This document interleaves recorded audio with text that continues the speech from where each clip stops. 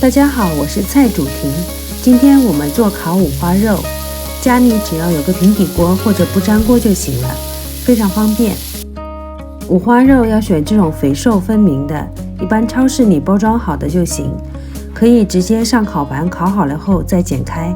我今天用的不粘锅有点小，所以我就先切开了。实际操作来说，肯定是烤好了再剪开比较方便点。五花肉单独吃肯定有点腻，用的比较多的就是用生菜蘸酱包着吃。除此以外，你可以试试我们家经常做的这个配菜，也非常的好吃解腻。一颗大葱卷起来切丝，然后再切点包菜丝，胡萝卜丝也必须配上。蒜片切开做配菜、做烤肉都用得上。按照视频上的调料量，一勺大酱，一勺蜂蜜醋，一勺味淋，一勺蜂蜜，搅拌均匀。这里是给大家展示一下，实际操作比较好的方法是在小碗里把这些调料搅拌好后倒入拌均匀即可。这个配菜非常好吃，我们经常是肉没吃完，菜先清空。一切准备好后上烤肉，家里的不粘锅就行了。当然有电烤盘那就更方便。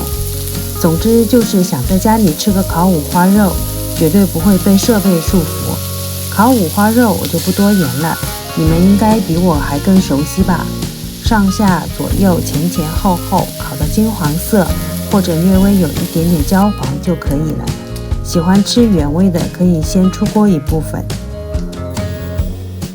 一般我都会做原味和下面要做的这个两种口味。把蒜片放入锅中炒一下，然后把刚才已经烤熟的五花肉倒一份进锅中，和蒜片混合继续翻炒。到这一步都没有任何问题，但是下面是一个我认为翻车的案例，大家不要学我。